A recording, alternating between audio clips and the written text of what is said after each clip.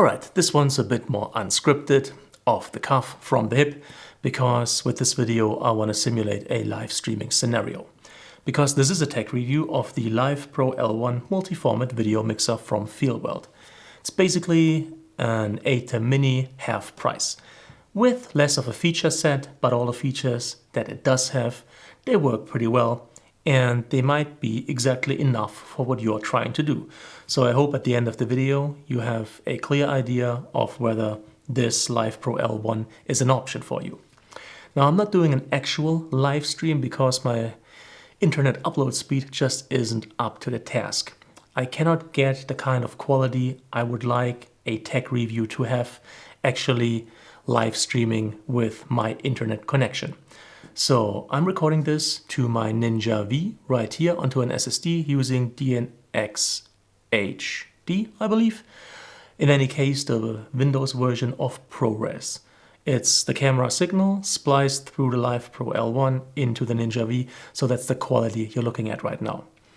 As far as editing goes, or post-production, I'm doing a one take. I might do some color grading in post, maybe have some titles show up here and there, some animations, but I'm not gonna cut it.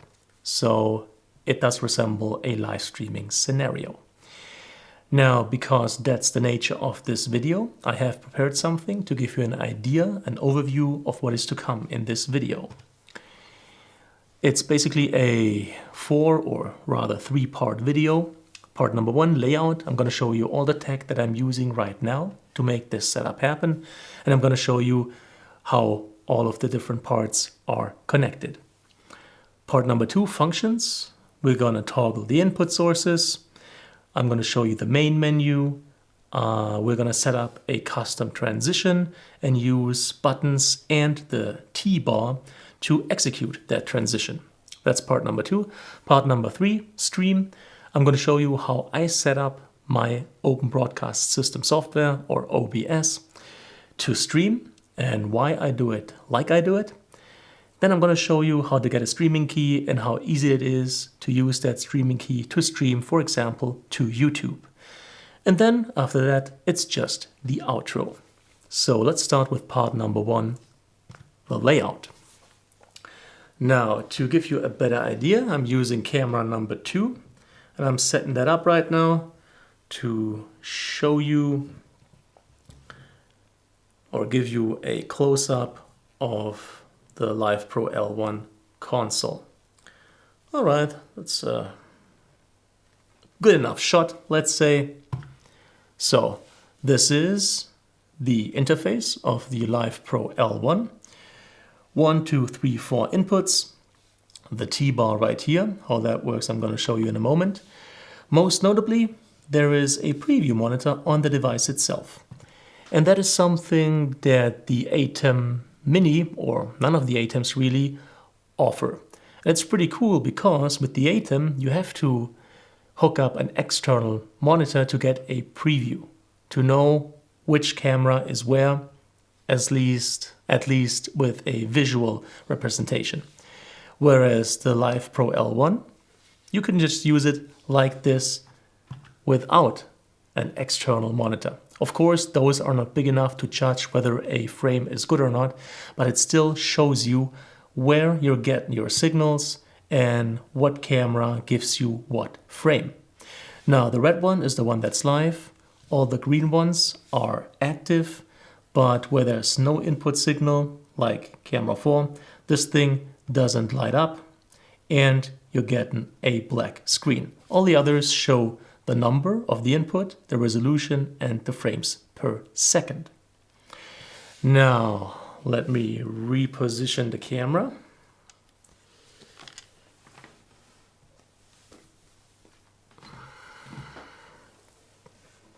Yep, let's go like this. Yep, that works for me. So 1, 2, 3, 4 HDMI inputs. Input number 1, that is camera number 1. Input number 2, that is camera number 2, this one right here. Then input number 3, that is currently the laptop. So the laptop is mirroring its screen and outputting that signal to the LivePro L1.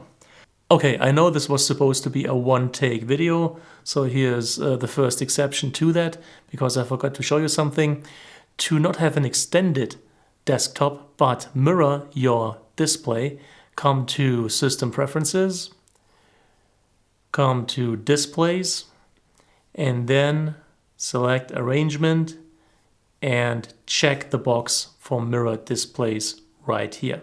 Because if you don't do that, you're getting an extended desktop, which might work in some situations, but usually you want to mirror your laptop or computer display. So this is where you can do that via input number 3. And then input number 4, the one where you could hook up another camera or another laptop, desktop, another HDMI device. Then this is the HDMI output of the LivePro L1. So you can output either the preview or the live streaming signal to an external monitor. Let me show you how that works. So this right here, that is my Ninja V. HDMI connection goes to the LivePro L1, specifically the HDMI output. So this outputs the signal to an external HDMI device. In my case, it's a Ninja V because I want to record onto the SSD, but traditionally you would use just an external monitor for that output signal. Then this obviously is DC connection, power connection. Then on the side right here, let me up the ISO a bit. Then on the side right here, we got audio out. So you could hook up headphones to monitor your audio. You got an audio input if you wanted to use a microphone and directly feed the signal to the LivePro. This is the USB output signal. So the LivePro outputs a video signal, which is either the preview or the live streaming signal via USB 3. And in my case, it is connected, give me a second, to a USB-C hub. That's because with the LivePro L1, you're getting a USB-A to USB-A cable. And unfortunately, this MacBook right here doesn't have USB-A connectors, only USB-C. So I'm using a USB-C hub, and the video signal, the streaming signal from the LivePro L1, and it exits the LivePro L1 right here and enters the USB-C hub and is then transmitted to the laptop, which in this scenario would be the streaming device.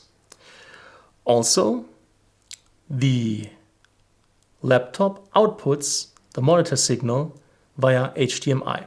So it outputs it, to be exact, via USB-C to the hub, and then HDMI to input number 3 on the LivePro L1. That's the monitor signal. That is this one. Then Ethernet connection. So you could hook this up directly to a router to get control via the Expose software. More on that in the end. So you could hook up both the streaming device, which is the laptop, and the LivePro L1 to the same router so they would find each other and were able to communicate.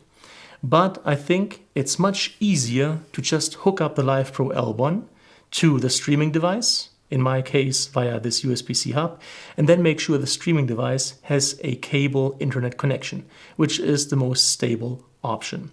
In my case, I realized that via this Ethernet port on the USB-C hub. All right, that's all the parts and how they're connected. Let me just put this cable over here. Yeah, so that's all the parts that I'm using and how they're connected. So, next up, functions. Toggle inputs, export the main menu, and then how to use transitions. Obviously, I have already been toggling inputs. That is super easy and is done via the buttons on top. Now, let's explore the main menu. Again, I have to set up the camera to give you the best possible shot. Let's see how I do this. Yeah, maybe even zoom in a little. No, I have to do it like this. Just so you can see, I'm trying to get rid of this reflection right here. So I have to do it like that. Let's make sure focus is in the right place. Excellent. Okay, so the menu you enter via this button right here. And then you use this knob by turning it to select the menu item. And by pushing it down, you enter the submenu. The input submenu shows you all your inputs. If an input doesn't have a signal, number one, this doesn't light up, and number two, it says no input. All the others show you the resolution in frames per second. HDMI, you can choose to either go final streaming image, PGM, or preview. And if you switch during a live stream, your stream is gonna black out for a second and you're gonna lose maybe a second and a half of audio. So I'm gonna push this and you're gonna see what the stream is going to look like. Sorry. After 5 seconds of no actions, it goes back to live view. So let's go to preview. Yeah, and then this is what your stream will look like. This is the preview signal. It doesn't really make too much sense to output something different from that. If you want to record via a Ninja, right? If I were to output this to the streaming device, this is a stupid image for a stream. This is only useful if you output it via HDMI. But you can select to do it or to not do it. Since I want to record my live stream onto my SSD, I'm not going for preview, I'm going for PGM. And there we are back again. Now, obviously, if you were to use not a recording device, but just a monitor, and probably a bigger one than the Ninja, the preview is actually fantastic because it's even bigger than this screen on the Live Pro L1. But since I'm using the Ninja, it's bigger than this screen on the Live Pro L1. But since I'm using the Ninja, for me, it only makes sense to output the actual streaming signal. But if you were to use an external monitor, you could output the preview, where you can see the overview of all the inputs via HDMI, and output the actual streaming signal, so the edited version, over USB, which is what you would normally do because it's unlikely that you would use a Ninja to record a live stream. That's just something that I'm doing right now. Let's continue with the menu. So after HDMI, or in HDMI, you can also choose the format of the output. So all my cameras are currently set to 25 frames per second with a resolution of Full HD, 1920 by 1080. And by the way, that is the maximum resolution that the Live Pro L1 can stream, Full HD, 1920 by 1080, and the frame rates are 50 or 60 using NTSC max. So Full HD 60 or 50p respectively is the max quality you can get from the Live Pro L1. No 4K and no more than 60 frames per second. Now, USB output, same thing. This is the signal that you're streaming. So you can either stream PGM, which is the edited stream, or again, you could stream the preview, which really rarely makes sense. So I'm staying with PGM. Again, you can choose the format. This is important. If your cameras are set to Full HD 60p, but you do not set Full HD 60p right here in the USB 3 output submenu, you will not stream 60p but 25p. Since my cameras are all set to 25 and this is 25, it works. Next up, audio. There's different options. You can pull audio for your stream from input number 1, which is what I'm doing right now. Inputs number 2, 3, and 4 are also available, of course. And then external and embedded is also an option. I'm staying with input number 1. Audio bars on. Well, this will show audio bars on the preview that you can output. Let me show you.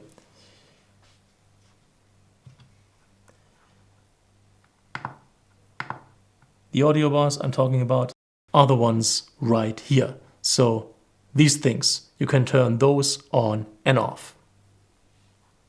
Okay, after audio, it's IP setting. You could give this its own IP. This is really only important if you hook this up directly to the router. So you have to check the configuration of your router, see what IP addresses it will take, and make sure you're within that range with the LivePro L1.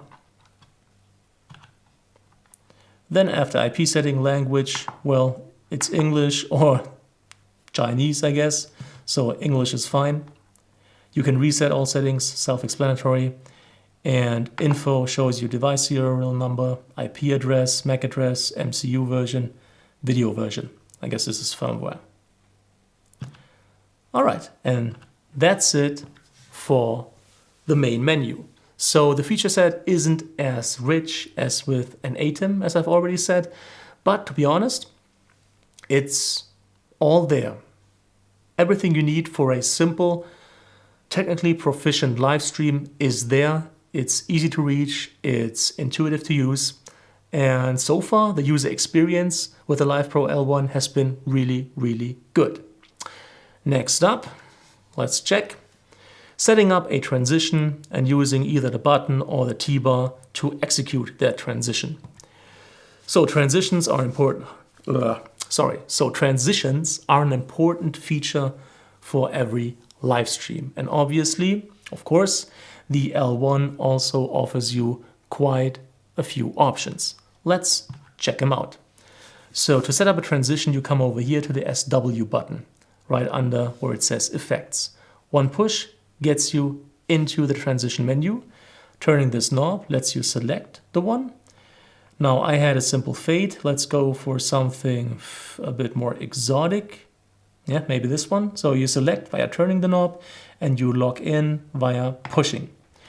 One more push of the SW button gets you into the mode. Now here you can select fast or T-bar. We're going to stick with fast, and this is going to allow us to simply cut or transition via pushing the input buttons. Then you can set a time from 0.5 seconds all the way up to 5 seconds. Me personally, I like 1 second. One more push shows you picture in picture. Now there's the standard options, centered, upper left, upper right, lower left, lower right.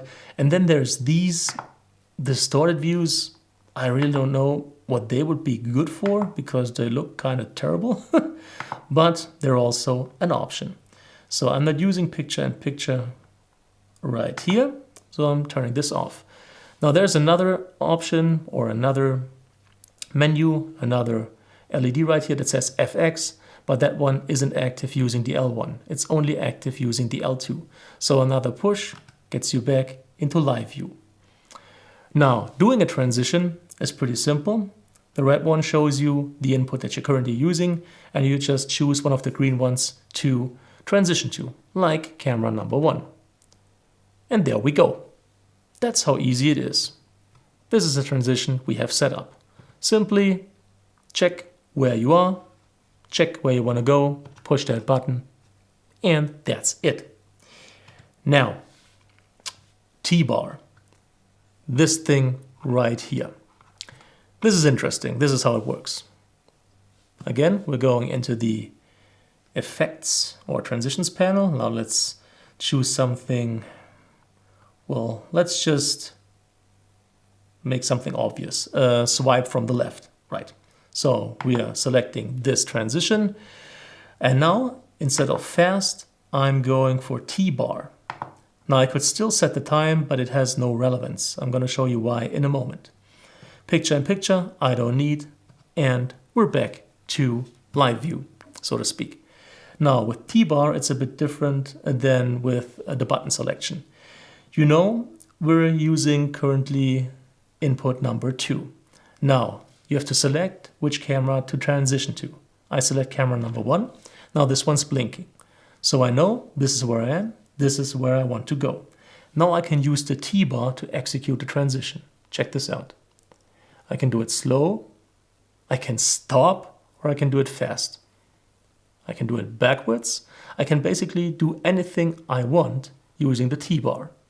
Now, I'm not sure when exactly you would use this all of the time, but you can do some interesting, maybe even funny bits during a live stream if you're using the T-bar, because you have more control over the transition itself. Now, me personally, I don't use that often, so I'm gonna set, first of all, a fade that I like. Second of all, I'm gonna go back to fast, so I'm just pushing the buttons, and 1 second is fine. Not using picture in picture. Back to live view. Now this is still blinking because before we have used the T-bar. If I want to switch, I just hit 1, and there we go, simple fade. And now the blinking is over.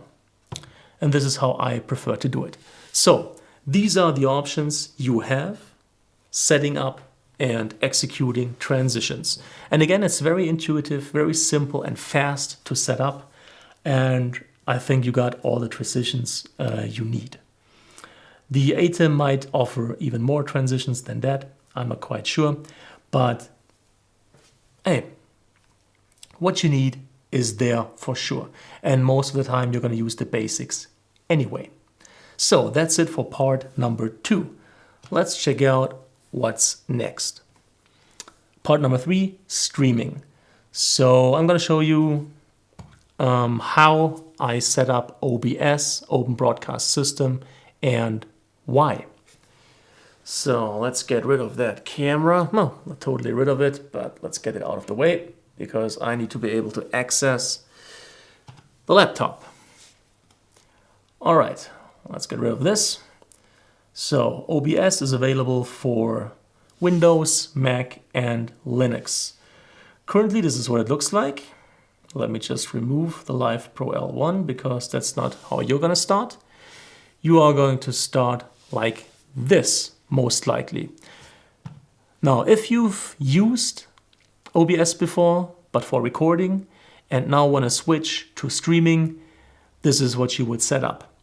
If you're starting OBS for the first time, it will automatically ask you, do you want to set OBS up for recording or for streaming? In our case, obviously select streaming, and much of what I'm going to show you will be done for you via the software itself. Now, since I have already used OBS for recording, this is how I'm going to do it. And it's okay because I can show you in detail what to set up. So the first thing you need to do is come right here and add a source. And the source you need to add is called Video Capture Device. Now let's call it Live Pro L1 and hit OK. And now under Device, drop-down menu, you can either select something integrated, like the webcam of your laptop or whatever, which is obviously not what we are trying to do. What we want is the eEver USB device. And for some reason, that is how the Live Pro L1 registers with this particular MacBook. eEver USB device. And there we go. Now we're getting the signal, the streaming signal that is output via the Live Pro L1. Don't have to do anything else here. Now just make sure to make this bigger until it locks, and there we go. Now next up, we're going to come here to settings. And the settings we have to check out are stream, output, and video. Let's start with video. Now, base canvas resolution, 1920 by 1080 Full HD. That's the resolution of your preview right here, of the OBS preview. That is not the resolution you are streaming at. The resolution you are streaming at is the output scaled resolution. Again, 1920 by 1080 is my preferred option, just for reasons of quality.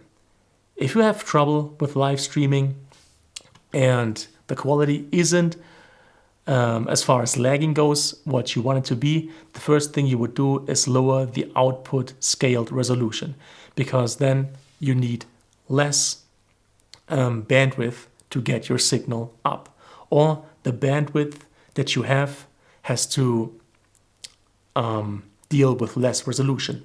So that would be the first thing to lower if you're not cool with the quality of your live stream.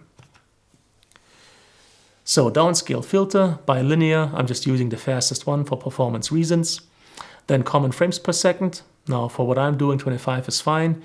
You could go 24. NTSC and PAL doesn't really matter for YouTube. And if you're live streaming to the internet, no one's watching on an old TV set anyway. Now if you were to stream games and such, you probably are looking at 48, 50, 60 frames per second to get this super fluent motion.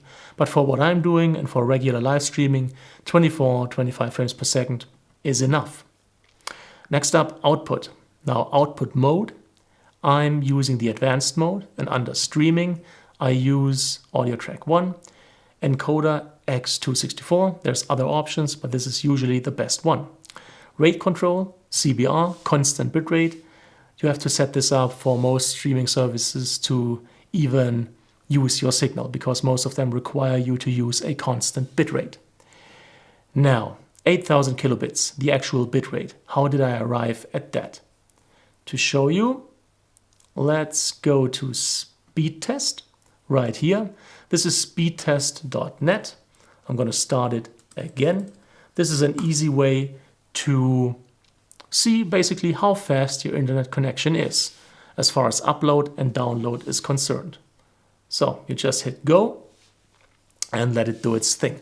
And it's going to take a couple of seconds for each stream, downstream and upstream, to show you the average speed you can get over an extended period of time. So upload is around 57, I see. Now download is probably going to be around 9.8 or something. But it's currently late, so the internet speed is faster than it usually is. There needs to be some buffer. So let's see where this lands at, 9.88. So I could probably on a bad day go as low as 8.5 or 8.8. Now this is megabits per second, right? So it's 9.88. But OBS wants kilobits per second, kbps. But it's pretty simple. To go from megabits to kilobits, you just multiply by 1000. So currently my upstream would be 9880 kilobits. But as I told you, I want to have some buffer. I could probably get 8.5 megabits, so 8500 kilobits. But I want to make sure I don't drop frames, and I want to make sure my stream is not lagging. So I'm going for 8000. So I'm roughly having 500 kilobits or 0.5 megabits of a buffer there. That's how I arrive at that number. Keyframe interval 2. That seems to be a standard setting. I can't really tell you what that does. CPU usage. You should arrive at medium. This is going to give you a good quality stream. If you got a very slow PC or computer, you need to move this up. But at ultra fast and super fast, the quality is really not good. So if you're landing at fast or medium, that's awesome. And if you got like a beast of a machine, you can try slow, slower, and these lower settings. But medium, fast, faster is where you should hopefully arrive at. How to check which one is right, I'm going to show you in a moment. Now profile, main, it's a standard setting.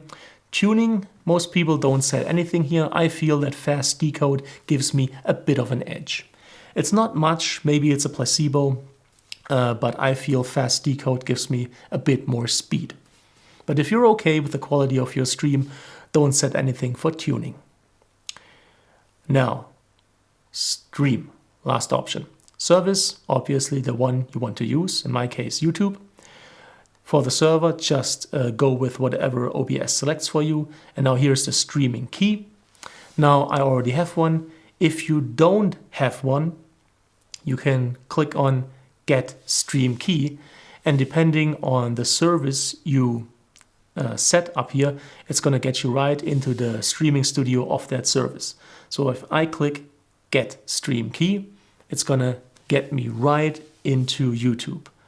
Let me just close this one and let me translate this into English. And there we go. So this is what YouTube Streaming Studio looks like.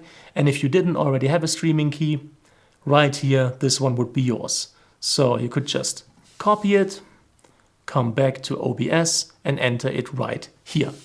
And you would be all good to go. Now, before you exit, hit Apply.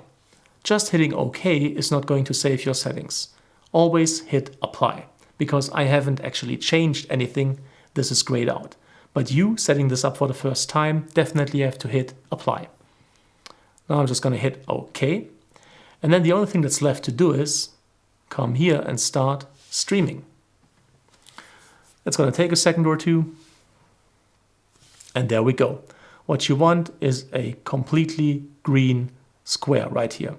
Kilobits per second, about 8,000, a bit more, a bit less. This is prone to variations, but if it's around 8,000, around the number that you set, you're good. 25 frames per second is all right. CPU usage really low, the lower the better. If this goes above like 40, 50%, your CPU profile is not set correctly. You might go from medium to fast or faster to keep this at around 20 or lower. Now live for 43 seconds and 0 dropped frames. This is important to guarantee the best quality live stream. If you're dropping frames, you need to lower the quality of your signal by the means that I've shown you. If this stays at 0% dropped frames, you're good. And as you can already see, let me just see how I can do this. Okay, I'm going to close the OBS window. Watch this window right here, the live streaming signal inside YouTube. So I'm going to close the OBS right now. And the window right here is still there. There's a lot of lag between the signal that comes out of the LivePro L1 and goes into the OBS and what YouTube gets. See, right now it closed the OBS window.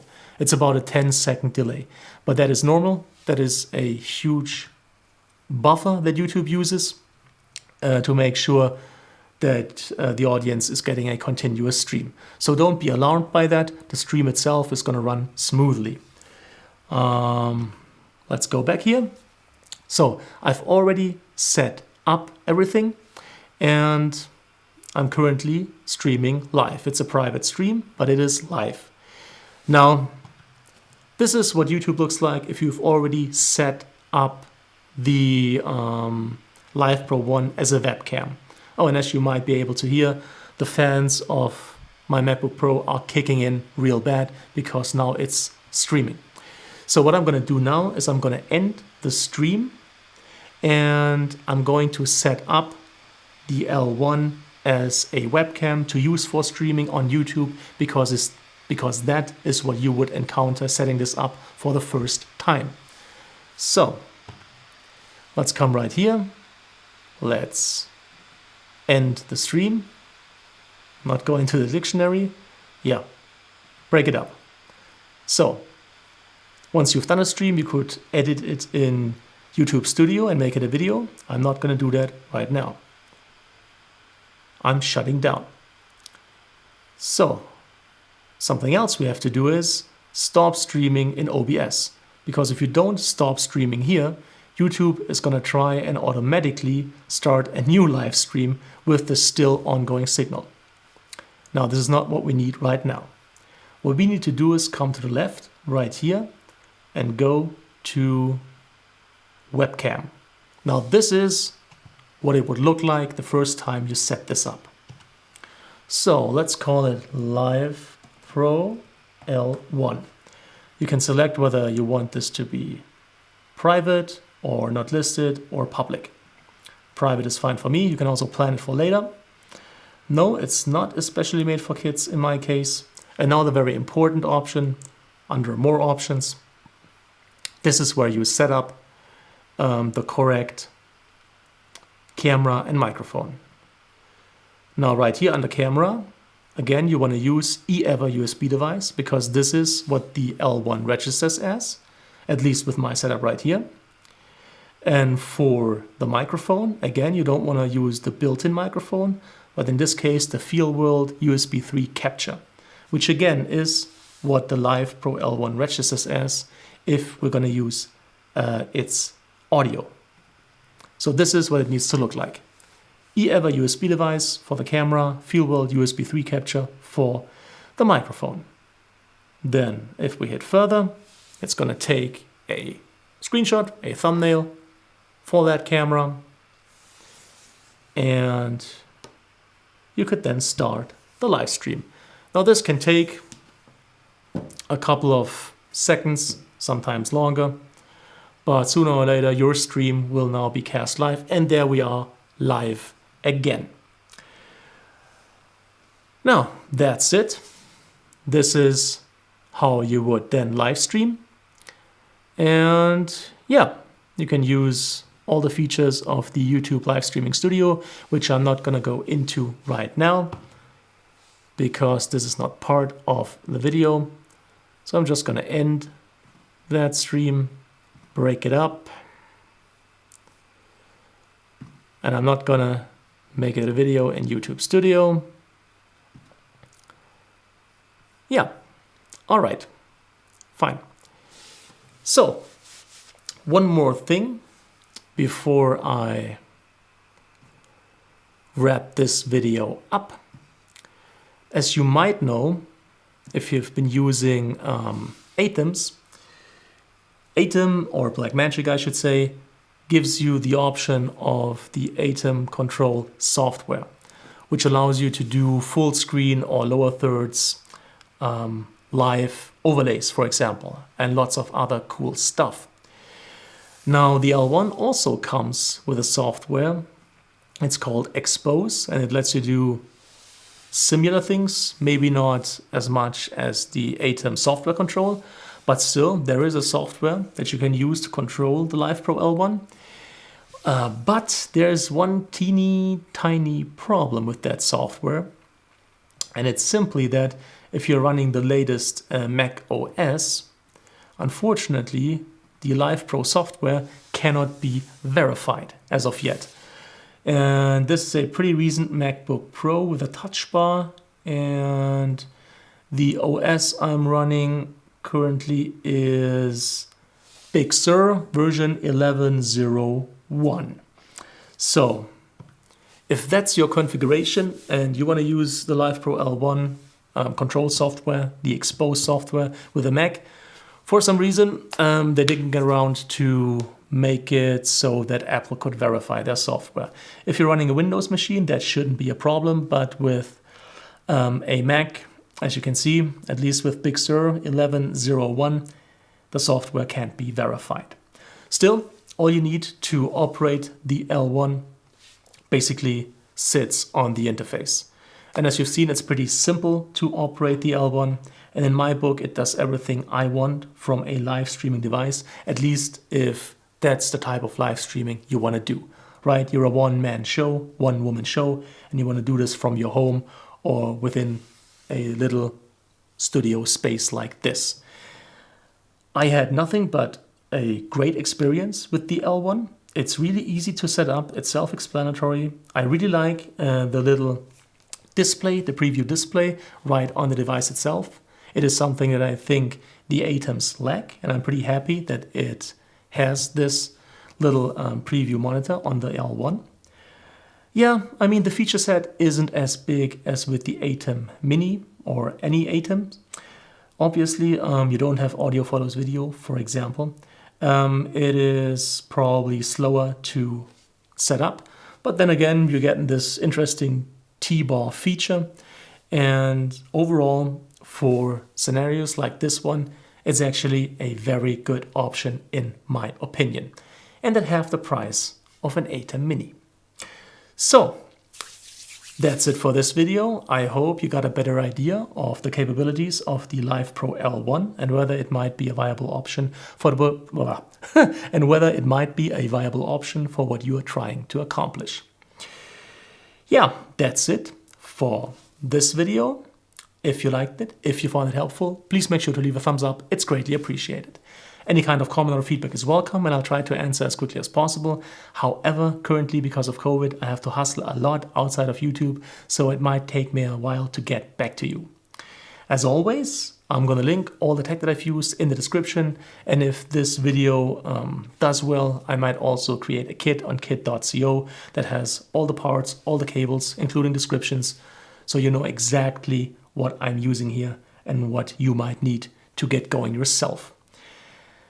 As always, thank you so much for your time, thank you for watching, and hopefully see you again soon.